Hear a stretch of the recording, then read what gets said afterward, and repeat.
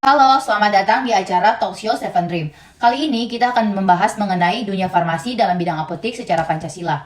Nah, kali ini kita udah kedatangan tamu-tamu spesial yang akan menjadi guest star kita. Boleh dong perkenalkan dirinya? Hai, aku Alvo. Hai, aku Sherlyn. Hai, aku Jevanya. Halo, aku Putri. Halo, aku Deborah. Nah, sesi pertama ini kita buka, saya mengundang Apo, Alfonsina, sama Sherlyn untuk berada di dalam sesi pertama. Nah, pastinya bagi Alfonsina udah tahu dong mengenai Pancasila. Iya, betul. Nah, menurut Alfo sendiri, apakah dalam pekerjaan seorang apoteker menerapkan nilai Pancasila dalam pelayanannya? Jika iya, sila keberapa ya? Dalam pelayanan kefarmasian, sebagai seorang apoteker menerapkan nilai Pancasila, terkhususnya dalam sila pertama dan yang kedua, sangatlah penting dalam dunia pekerjaan, karena di dalam dunia pekerjaan ada banyak perbedaan, dimulai dari perbedaan agama, budaya, daerah, ras, dan golongan. Nah, untuk pertanyaan selanjutnya buat Sherlyn. Pastinya Sherlyn sudah tahu juga dong mengenai Pancasila. Ya, Nah, menurut Sherlyn sendiri, bagaimana peran apoteker dalam menerapkan nilai-nilai Pancasila dalam praktik kerja? menurut saya peranan apoteker dalam menerapkan nilai Pancasila dalam praktik kerja yaitu dengan menerapkan peraturan dari pemerintah, dinas kesehatan, dan tidak menyimpang dari aturan yang telah dibuat. Terima kasih ya buat guest star kita kali ini, yaitu Apo dan Sherlyn, yang sudah share sedikit ilmunya. Nah, kali ini kita akan melanjutin sesi berikutnya, tapi sebelum itu kita break dulu ya guys. Dadah! Nah, sesi kedua kita lanjutin dengan guest star, Jevanya. Nah, pastinya Jevanya udah tahu dong mengenai Pancasila. Tahu dong. Menurut Jevanya sendiri, pandangan apoteker tentang pentingnya menerapkan nilai Pancasila dalam praktik kerja sebagai seorang farmasi itu seperti apa? Penerapan Pancasila dalam praktik pelayanan farmasi merupakan hal yang penting karena sebagai seorang farmasi sudah menjadi hal yang biasa untuk memberikan pelayanan dan penanganan untuk semua masyarakat, tak terkecuali yang berbeda agama. Oleh karena itu, seorang farmasis perlu menerapkan sikap saling toleransi dan memahami. Untuk pertanyaan selanjutnya, menurut Jevanya, mengapa apoteker berpegang sangat penting dengan nilai Pancasila? Seorang apoteker atau seorang farmasis harus berpegang pada nilai Pancasila karena Pancasila merupakan dasar-dasar kehidupan dan dasar-dasar tersebut diterapkan dalam dunia kerja. Oke, terima kasih ya Jevanya buat sedikit ilmu yang telah kamu berikan. Nah, selanjutnya kita akan ngelanjut sesi berikutnya, tapi sebelum itu kita break dulu ya guys. Nah, sesi ketiga saya buka dengan guest star yang baru yaitu Putri dan Deborah. Nah, pastinya Putri dan Deborah udah tahu dong mengenai Pancasila. Iya. Menurut Putri sendiri, di saat kapan seorang apoteker dalam kondisinya menerapkan nilai Pancasila? Seorang apoteker menerapkan nilai Pancasila dalam kondisi apapun, baik dalam hal mempertimbangkan nilai-nilai etika dan moral yang dianut dalam praktiknya, seperti pada saat penyerahan obat kepada pembeli, memprioritaskan kesehatan masyarakat, menghormati hak asasi pasien, menjaga informasi pasien, tidak membeda-bedakan antar pasien atau tidak memandang antar pasien, dan menjaga kedisiplinan serta saling menghargai dalam praktiknya. Nah, selanjutnya, buat pertanyaan selanjutnya untuk Deborah. Apa kontribusi apoteker dalam menciptakan masyarakat yang sehat, adil, dan sejahtera sesuai dengan nilai-nilai Pancasila?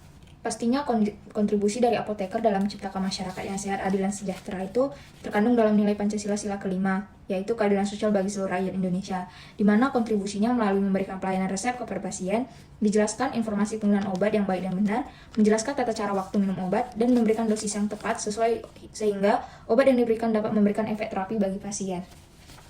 Oke, terima kasih buat guest star kita kali ini yaitu Putri dan Deborah yang telah nge-share ilmunya sedikit. Nah, kita akan ngelanjutin sesi berikutnya, tapi sebelum itu kita break dulu ya guys. Untuk sesi berikutnya akan lebih dalam nih. Tadi aku sempat dengar Sherlyn sama Deborah lagi nge-mention Pancasila kedua dan 5. Itu boleh dijelasin nggak ya sisi positif dan negatif dari sila kedua dan kelima ini? Mungkin sila kedua dulu kali ya. Siapa dulu nih yang mau? Mungkin Sherlyn dulu kali. Soalnya tadi Sherlyn nge-mention sila kedua. Oke, jadi sila kedua ini menunjukkan pentingnya menghargai martabat manusia dan memperlakukan semua orang secara adil, serta mengembangkan budaya yang beradab dan menghormati hak asasi manusia. Dalam konteks farmasi, sila kedua dapat diartikan sebagai penghormatan terhadap kebutuhan kesehatan semua orang tanpa diskriminasi, serta memastikan bahwa obat-obatan dan produk farmasi lainnya tersedia secara adil dan terjangkau bagi semua orang. Nah, negatifnya tuh Indonesia akses kesehatan masih menjadi isu yang penting. Beberapa kelompok masyarakat mungkin sulit untuk mendapatkan akses kesehatan yang memadai, terutama di daerah yang terpencil. Hal ini menunjukkan bahwa masih banyak yang tidak memperoleh perlakuan yang adil dalam hal akses kesehatan. Untuk landasan hukum itu boleh dijelasin ya sama Kak Alfonsina. Kalau berkenan Kak Alfo dipersilakan. Ya, boleh. Dalam Pancasila, terdapat sila kedua yang berbunyi kemanusiaan yang adil dan beradab.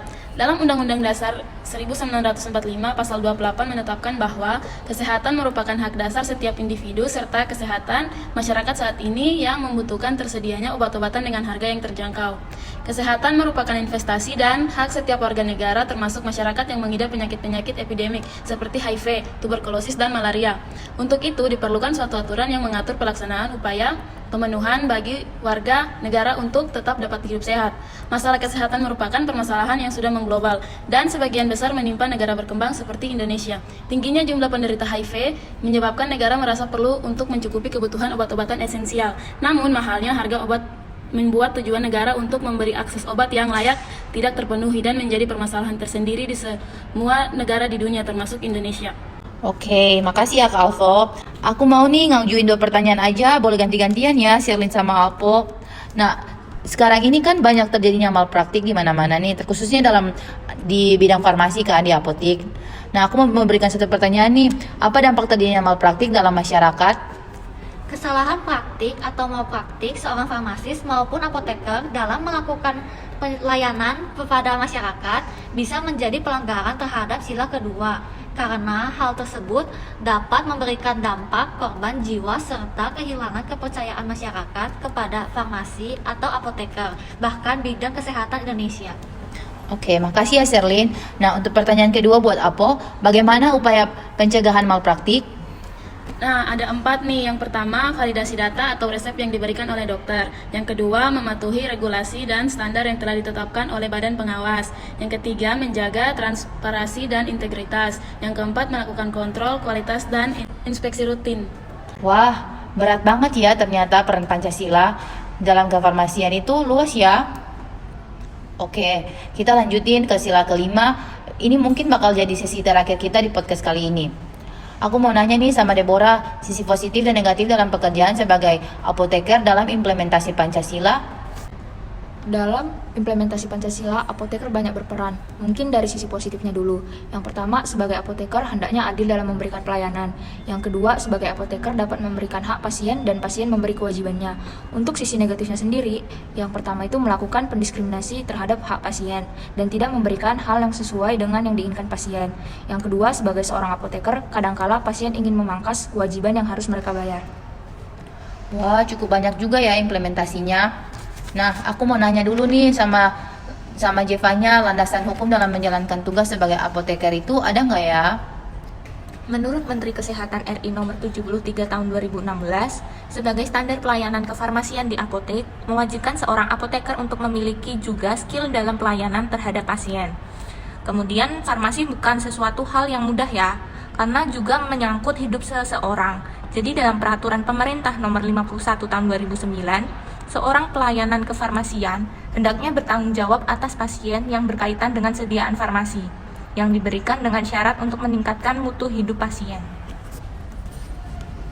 Oke, kayaknya cukup nih buat konsep-konsep pemikirannya. Aku udah rekap beberapa pertanyaan buat dijawab sama kakak-kakak sekalian.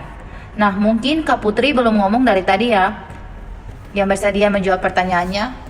Oke. Nah, pertanyaan yang pertama itu, apa penyebab pasien mungkin menolak membayar resep sesuai dengan kuantitas obat yang telah diberikan? Nah, jadi yang bisa dilihat sehari-hari dalam keadaan sosial pasien yang kurang berkecukupan untuk memenuhi semua kebutuhan, sehingga kebutuhan kesehatan kadang tidak terjamin. Nah, untuk pertanyaan yang kedua, bagaimana cara seorang apoteker untuk menangani kasus tersebut?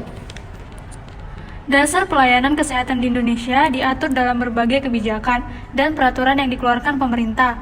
Misalnya Undang-Undang Nomor 36 Tahun 2009 yang menjadi dasar hukum sehingga dalam keadaan tersebut apoteker bisa saja memberikan keringanan dengan memberikan anjuran untuk melakukan pembuatan BPJS.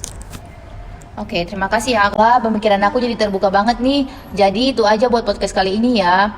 Di akhir sesi ini, teman aku yaitu Jenny bakal kasih kesimpulan dari podcast ini.